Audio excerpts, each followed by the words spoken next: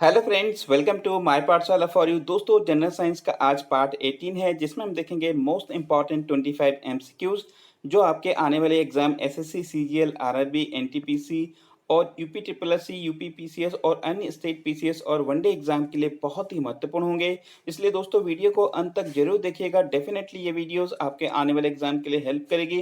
और दोस्तों, अगर वीडियो अच्छा लगे तो प्लीज़ लाइक और शेयर जरूर करिए और माय पाठशाला फॉर यू को सब्सक्राइब करना ना भूलिए। और दोस्तों, बेल आइकन को जरूर प्रेस करें ताकि आने वाले वीडियोस के नोटिफिकेशन सबसे पहले आपके पास आ जाए। चलिए स्टार्ट करते हैं आज का सेशन। और आज का पहला क्वेश्चन यहाँ पे है, दूध में पाया जाने वाला मुख्य प्रोटीन कौन सा है? तो देखिए, दूध में बहुत सारे जो प्रोटीन होते हैं, तो देखिए यहाँ पे जो मुख्य प्रोटीन कौन सी है, तो देखिए वो है कैसीन। ठीक है, ऑप्शन नंबर बी यहाँ पे हमारा करेक्ट हो जाएगा। तो कैसीन एक जो है मुख्य प्रोटीन है जो दूध में पाया जाता है। और देखिए कि ये दूध में जो सफेद रंग होता है, इसी केसिन के कारण ही होता है इसका सफेद रंग। और एक इंपॉर्टेंट चीज है, देखिए दूध का जो रंग होता है हल्का जो है पीलापन होता है। और ये किस प्रोटीन के कारण होता है? ये कैरोटीन नाम की एक प्रोटीन पाई जाती है दूध में, जिसके कारण इसका रंग जो है एक तरह से जो है हल्का पीलापन होता है। ये कैरोटीन है। तो दो इंपॉर्टेंट प्रोटीन यहाँ पे दूध में पाए जाते हैं, ये ध्यान रखेंगे। एक है हमारा यहाँ पे कैसीन, दूसरा है कैरोटीन। तो दोनों चीजें आप ये ध्यान रखेंगे। ठीक है, चलिए अगला क्वेश्चन यहाँ पे हम देखते हैं, पौधों में गैसों के आदान प्रदान के लिए क्या होता है? तो देखिए, पौधों में जो गैसों का आदान प्रदान किस माध्यम से होता है, किसके द्वारा होता है? तो देखिए, इसका राइट आंसर है ऑप्शन नंबर बी यहाँ पे करेक्ट होगा, इनकी रंध्र, जिसको हम इंग्लिश में कहते हैं स्टोमेटा। और देखिए ये कहाँ पे पाए जाते हैं? तो देखिए ये पौधों की पत्तियों में पाई जाती है। ठीक है, और देखिए ये बहुत हल्के छिद्र होते हैं, एक तरह से आप इस फिगर में देख लोगे, जैसे यहाँ पे फिगर में दे रखा है, ये जो है रंध्र के द्वार है, ये रंध्र की जो है कोशिकाएं हैं। ठीक है, और देखिए ये एक तरह से बाष्पोत्सर्जन का यानी कि वेपोराइजेशन का काम करती है। ठीक है, ये रंध्र। ठीक है, तो बहुत ही इंपॉर्टेंट चीज होती है ये पौधों के लिए। चलिए अगला क्वेश्चन देखते हैं, क्रेब्स चक्र में किसका संश्लेषण होता है? तो देखिए, क्रेब्स एक चक्र है जिसमें हम देखते हैं कि पायरुविक अम्ल का संश्लेषण होता है। और देखिए इस जो क्रेब्स चक्र होता है उसमें क्या होता है, देखिए कि जो हमारी वायवीय यानी कि जो हमारी जो श्वसन प्रक्रिया होती है, जो जो हम वायु की जो श्वसन प्रक्रिया होती है, उसकी एक दूसरी अवस्था है, दूसरी जो है अ, क्रम है। ठीक है, और देखिए ये कहाँ पे होता है? तो देखिए हमारी कोशिकाओं के माइटोकॉन्ड्रिया में होता है। बहुत इंपॉर्टेंट है माइटोकॉन्ड्रिया। और देखिए इस जिसमें इस पूरी प्रोसेस में देखते हैं कि जो ग्लूकोज जो इसमें ग्लूकोज का जो अंतिम जो पदार्थ बनता है पायरुविक अम्ल होता है। और देखिए कि इसका पूर्ण रूप से जो है ऑक्सीकृत होता है और कार्बन डाइऑक्साइड और जल बनता है। और बहुत सारा इसमें क्या होता है, एनर्जी मुक्त होती है। और ये एनर्जी एक तरह से एटीपी के रूप में जो है ये स्टोर रहती है माइटोकॉन्ड्रिया में, जिसको इसलिए इसको कहते हैं पावर हाउस या जो है ऊर्जा गृह भी कहते हैं। ठीक है, माइटोकॉन्ड्रिया को। और देखिए सर्वप्रथम हैंस एडोल्फ ने जो है क्रेब्स किया था। ठीक है, सबसे पहले उन्होंने इसको जो है एक तरह से देखा था। ठीक है, तो ये बहुत इंपॉर्टेंट चीज है, ध्यान रखेंगे। चलिए अगला क्वेश्चन देखते हैं, किस पोषक तत्व की कमी से त्वचा प्रभावित होती है? तो हमारी त्वचा जैसे कई बार जैसे किसी को जो है ईचिंग की प्रॉब्लम होती है, बहुत सारी चीजें होती है हमारी त्वचा के साथ, स्किन के साथ। तो देखिए त्वचा को स्वस्थ रखने के लिए क्या क्या चीज जरूरी है? तो वो है ऑप्शन नंबर ए यहाँ पे करेक्ट हो जाएगा, यानी कि राइबोफ्लेसिन होता है, नियासिन होता है और पाइरोडिक्सिन होता है और पेंटोथेनिक एसिड। ये सारे जो तत्व होते हैं हमारे, ये हमारी त्वचा के लिए, स्किन के लिए बहुत ही इंपॉर्टेंट चीजें हैं। ठीक है, चलिए अगला क्वेश्चन यहाँ पे देखते हैं, मानव मस्तिष्क में बुद्धि का केंद्र कौन सा होता है? देखिए बुद्धि का जो केंद्र होता है, जो हमारी चतुराई का जो केंद्र होता है, वो एक तरह से हमारे सेरिबेलम में होता है। Option number B, sorry option number A हमारा करेक्ट हो जाएगा। और देखिए कई बार ये यहाँ क्वेश्चन पूछा गया, कई एग्जाम में पूछा गया। ठीक है, चतुराई के केंद्र। और देखिए ये हमारे एक तरह से प्रमस्तिष्क यानी कि जो हमारे अग्र मस्तिष्क का भाग होता है सेरिब्रम, और ये एक तरह से हमारे मस्तिष्क का सबसे बड़ा भाग होता है। और ये देखिए संपूर्ण जो मस्तिष्क का लगभग 2/3 भाग ये हमारा सेरिब्रम होता है। ठीक है, और देखिए जो पश्चिम मस्तिष्क होता है, देखिए दो भागों में होता है इसमें, जैसे मेनली पश्चिम मस्तिष्क और जो है अग्र मस्तिष्क। ठीक है, तो देखिए पश्चिम मस्तिष्क में जो इंपॉर्टेंट चीजें यहाँ पे देखेंगे वो होता है सेरिबेलम होता है। तो ये दोनों चीज में अब कंफ्यूजन नहीं होना है। और एक मेडुला ऑब्लिगेंटा। तो देखिए सेरिबेलम और मेडुला ऑब्लिगेंटा से मिलकर बनता है हमारा हिंड ब्रेन या पश्च ब्रेन। ठीक है, तो ये इंपॉर्टेंट चीजें। देखिए मेडुला के बारे में हम कई चीजें इसमें बात करेंगे। चलिए अगला क्वेश्चन देखते हैं, किसके विलियन का पीएच 7 से कम होगा? तो देखिए यहाँ पे एक ऑप्शन दिया हुआ है, अलग अलग विलियन दिया हुआ है, तो इसमें पीएच मान 7 से किसका कम होगा? तो देखिए यहाँ पे इसका राइट आंसर है ऑप्शन नंबर बी, यानी कि FeCl3 इसका पीएच मान 7 से कम होगा, बाकी सबका जो है अधिक होगा। ठीक है, अगला क्वेश्चन यहाँ पे देखते हैं, रतौंधी, सूखापन, पपड़ीदार त्वचा और बालों का झड़ना ये किसकी कमी के कारण होता है? तो देखिए हमारे जो शरीर में अलग-अलग विटामिन के अलग-अलग काम होते हैं और जो अलग-अलग कमी के कारण जो है अलग-अलग चीज़ें हमें देखने को मिलती है। तो जैसे रतौंधा हो गया, सूखापन और जो बालों का झड़ना, ये सारी चीज़ एक विटामिन ए की कमी से होता है। ऑप्शन नंबर बी यहाँ पे हमारा करेक्ट हो जाएगा, ठीक है? और देखिए विटामिन ए किस-किस चीज़ों में पाई जाती है, इसके स्रोत कौन-कौन से हैं? तो देखिए कि चुकंदर हो गया, गाजर, पनीर, दूध, टमाटर और पीले रंग के फल, इन सारी चीज़ को खाना चाहिए विटामिन ए की कमी को पूरा करने के लिए। और देखिए इसका एक तरह से इन सारी चीज़ों में क्या होता है, विटामिन ए भरपूर मात्रा में पाई जाती है। अगला क्वेश्चन यहाँ पे देखते हैं, मानव शरीर में सबसे बड़ी ग्रंथि कौन सी है? इनकी सबसे बड़ी ग्लैंड्स कौन सी है? तो देखिए सबसे बड़ी ग्रंथि यहाँ पे हमारी लीवर है। ये ऑप्शन नंबर सी यहाँ पे करेक्ट होगा। और अगर बात करें सबसे छोटी ग्रंथि कौन सी है, तो देखिए सबसे छोटी ग्रंथि पीयूष ग्रंथि होती है, जिसको हम पिट्यूटरी ग्लैंड्स भी कहते हैं। इनकी इसको मास्टर ग्रंथि भी कहते हैं, ठीक है? और ये शरीर की सबसे छोटी ग्रंथि होती है, ठीक है? लीवर सबसे बड़ा हो गया और पीयूष ग्रंथि सबसे छोटी हो गई है। लीवर से संबंधित कई बार एग्जाम में क्वेश्चन पूछा गया है, ठीक है? अगला क्वेश्चन देखते हैं, मानव शरीर श्वसन कार्य का केंद्रीय नियंत्रण कहाँ से होता है? तो देखिए श्वसन कार्य का जो केंद्रीय नियंत्रण कहाँ होता है, तो देखिए ये मेडुला ऑब्लिगेंटे में होता है, ठीक है? इनकी जो श्वसन कार्य होता है उसका पूरा जो नियंत्रण होता है वो एक तरह से मेडुला ऑब्लिगेंटा होता है और ये हमारे पश्च मस्तिष्क का भाग होता है, ठीक है? इंपॉर्टेंट है।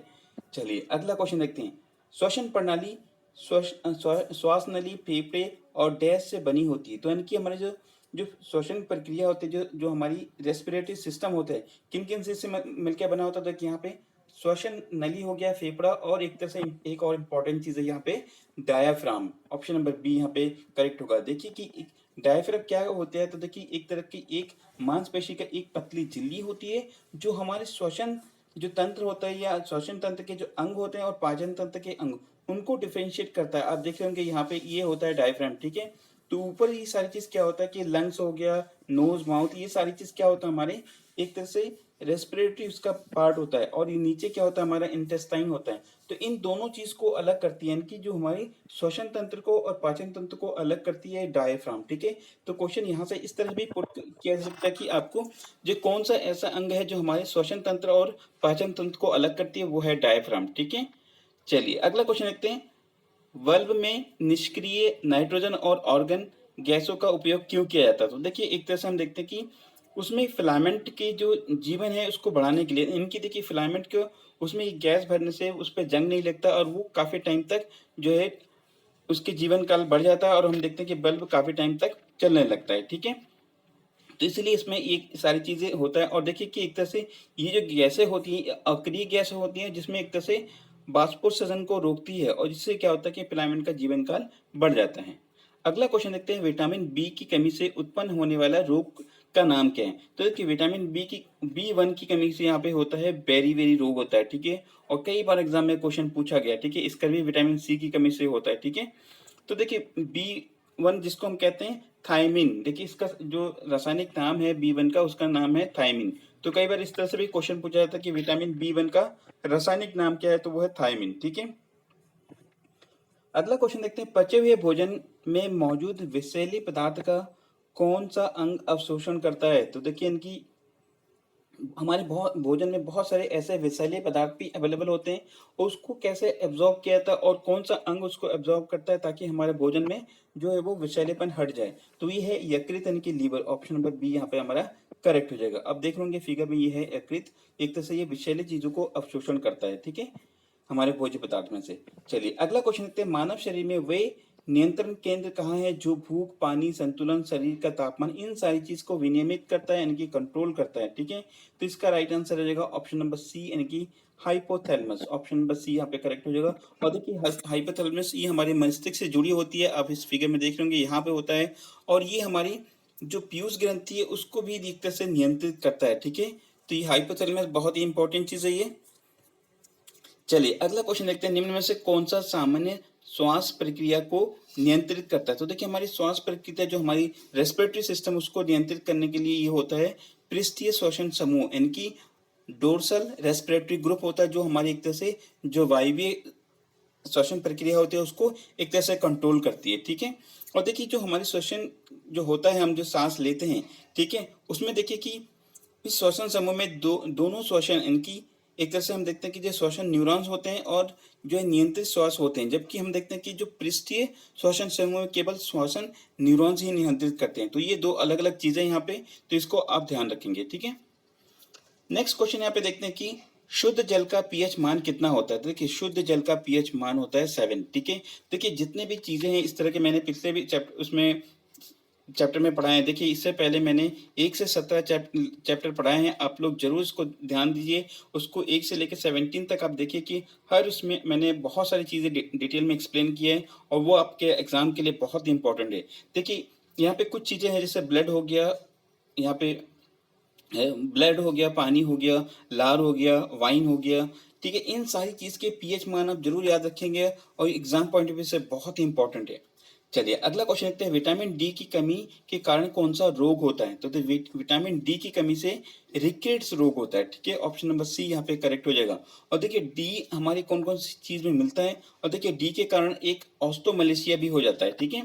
और विटामिन डी के स्रोत क्या क्या है, तो देखिए कि दूध हो गया, अनाज हो गया, इनमें बहुत बहुत ही अच्छी मात्रा में विटामिन डी पाया जाता है। इसके अलावा जो है वसायुक्त मछली हो गया, जैसे सालमन हो गया, इनमें जो है एक तरह से विटामिन डी पाई जाती है। और धूप सेकना यानी कि जो सूरज की किरण है उसमें भी बहुत ही अच्छी मात्रा में जो है एक तरह से विटामिन डी पाया जाता है, ठीक है। अगला क्वेश्चन देखते हैं यहाँ पे, कौन सा अंग ग्लाइकोजीन को ग्लूकोज में बदलता है और रक्त को शुद्ध करता है।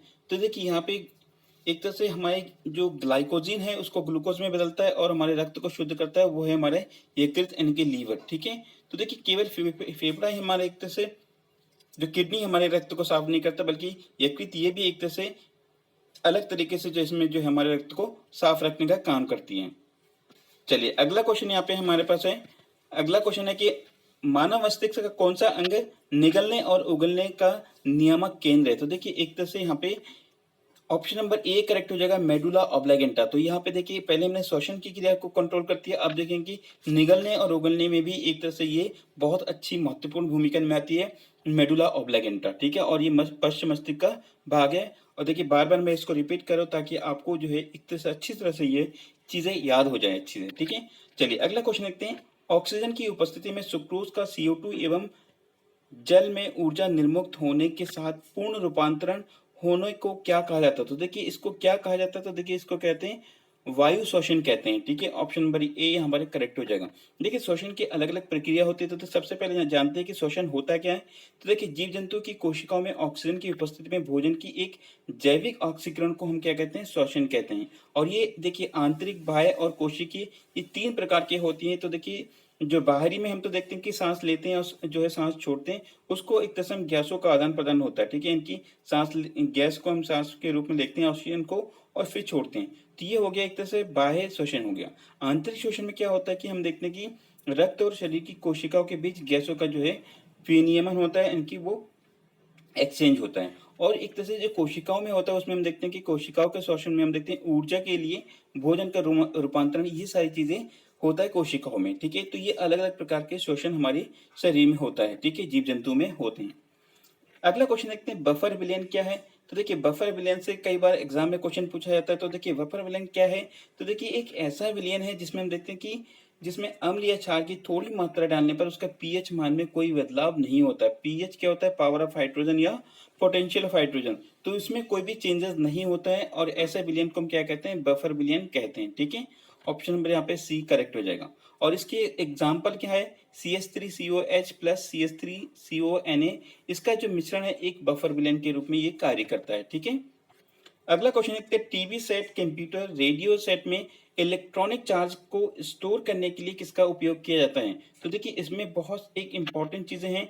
ये है कैपेसिटर, जिसको हम कहते हैं देखते से एक तरह से इलेक्ट्रिक चार्ज के को स्टोर करता है, ठीक है, कैपेसिटर। और ये हमारे जैसे पंखे हो गए उसमें अपने आपको देखने को मिलेगा इस प्रकार की एक यंत्र होता है, देखिए कैपेसिटर बोलते हैं या कंडेंसर भी बोलते हैं कुछ लोग, ठीक है।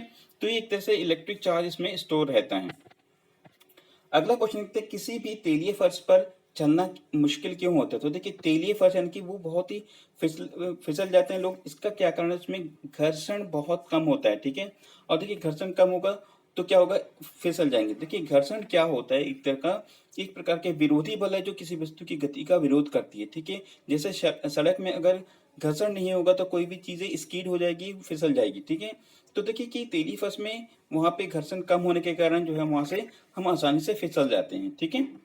चलिए अगला क्वेश्चन देखते हैं, मिराज का कारण क्या है। तो देखिए मिराज का कारण है, इनकी क्या कारण है, तो देखिए मिराज का कारण है प्रकाश का कुल आंतरिक परावर्तन। बहुत ही इंपॉर्टेंट है ये चीज, आप ध्यान रखेंगे कि मिराज होता क्या है। तो देखिए कि आप देखेंगे कि जो गर्मियों में एक तरह के रेगिस्तान में इस तरह के मिराज दिखते हैं, तो वहां पे प्रकाश का पूर्ण आंतरिक परावर्तन होता है। और एक मिराज क्या है, एक तरह का एक ऑप्टिकल भ्रम है, ठीक है।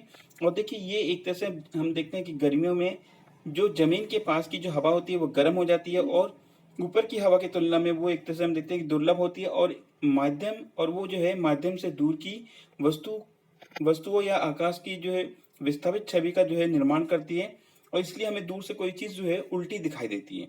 और यही क्या होता है, एक तरह का मिराज कहलाता है। और आज का लास्ट क्वेश्चन है, जब अभिकारक और उत्प्रेरक दोनों की भौतिक अवस्था भिन्न होती है तो उस उत्प्रेरक को क्या कहलाते हैं, क्या कहा जाता है, तो उसको कहते हैं विषमांग उत्प्रेरक। देखिए अगर वहां पे अगर भौतिक अवस्था समान होती है तो उसको समांग उत्प्रेरक कहते हैं, ठीक है। और देखिए ऐसे उत्प्रेरक जो किसी रासायनिक अभिक्रिया के वेग को बढ़ाता है तो उसको धनात्मक उत्प्रेरक कहते हैं, और जो वेग को घटाता है उसको ऋणात्मक उत्प्रेरक कहते हैं। और देखिए उत्प्रेरक यानी कि कैटेलिस्ट होता क्या है, तो देखिए कोई भी ऐसा पदार्थ तो हम देखते हैं कि किसी भी रासायनिक अभिक्रिया के वेग को परिवर्तित करता है, परिवर्तित यानी कि वो घटा या बढ़ा सकता है, ठीक है। और उत्प्रेरक यानी कि कैटलिस्ट की खोज किसने की थी, वर्जिलियस ने की थी, ठीक है। बहुत ही इंपॉर्टेंट है। अब आपके लिए आज का क्वेश्चन है, आपको इस क्वेश्चन को, इस जो सेशन था इसमें आपने क्या सीखा, तो आप इस क्वेश्चन का आंसर जरूर बताइए। विटामिन बी 1 की कमी से उत्पन्न होने वाले रोग का नाम क्या है, तो आप इस क्वेश्चन का आंसर कमेंट बॉक्स में जरूर बताइए। और दोस्तों वीडियो को ज़्यादा से शेयर करिए, लाइक करिए, और अपने स्टडी रिलेटेड ग्रुप में जरूर शेयर करिए। Thank you for watching this video. Have a wonderful day ahead.